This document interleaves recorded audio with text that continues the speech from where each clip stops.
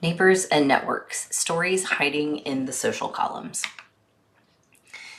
Why newspapers are network builders. When I kind of put this frame of thinking into my mind, it really changed the way I looked at clippings about my ancestors. And in particular, it started with my great-grandmother, Disney Bird, who is mentioned in this article here.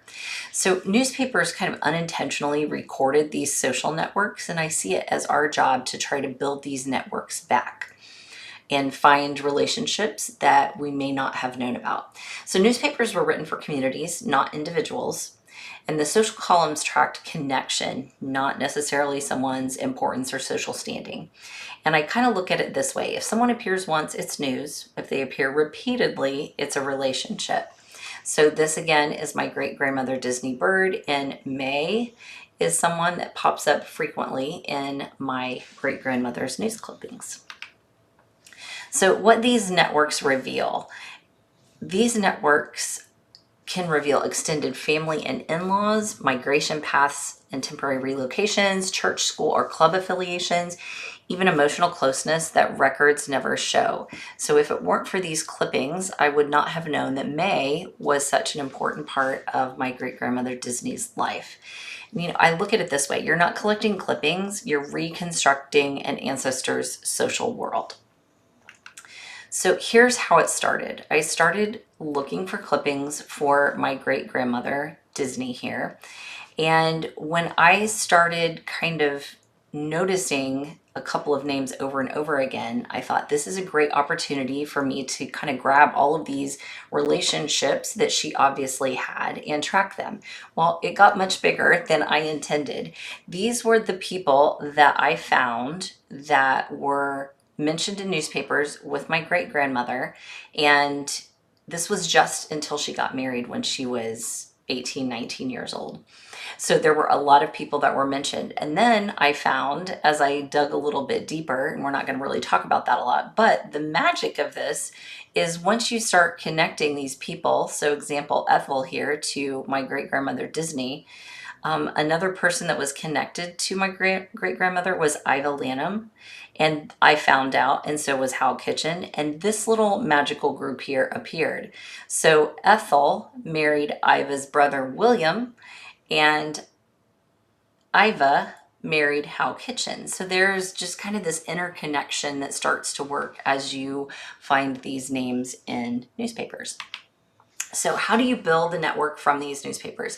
Think of it this way. Again, you're not collecting clippings, you're reconstructing a social world.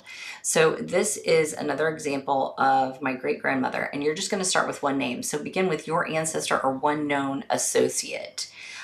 I started with my great-grandmother. Focus on social columns, local notes, and personal mentions. This is where I found her most often. Then you're going to extract every name. I literally had a pad of paper and jotted down the names of each person that was mentioned in a newspaper clipping with her. So write down hosts, visitors, fellow attendees, that one's important, and repeated surnames that you see. That one is another one that's really important.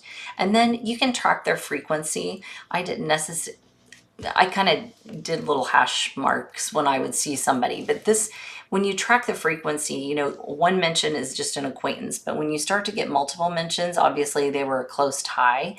And then if you're seeing them across years, this is a long-term relationship that your ancestor had with an individual. Some things to think about. You're not just searching for a person, you're tracking a community, their community. So think about visitors equal clues. Who visited repeatedly? Those names often signal close kin, in-laws, or trusted neighbors. Look at it from the perspective of hosts versus guests. Who did the hosting? That can hint at somebody's social standing, their home size, or their role in the community. The same names keep appearing. Repeated names equals their core social circle. So circle them and you have found their network.